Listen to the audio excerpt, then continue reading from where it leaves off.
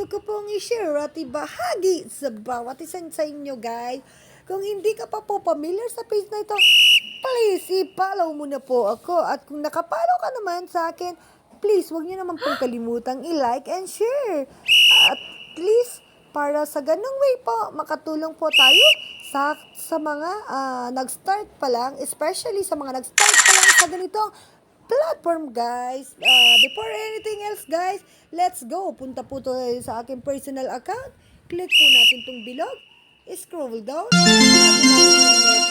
Hanapin po natin si Media. Of course, si Media. Ayan. And then, scroll down. Click po natin si App Update. Ayan, guys, magda-direct tayo dito. Yan pong dalawang tools po natin. As much as possible, kailangan po siyang naka-blue. Naka-highlight blue po siya palagi. Kasi, bakit po? Kasi po, ang advantage po nito, if ever po na may mga update po si Meta sa atin, palagi pong na-update yung ating account.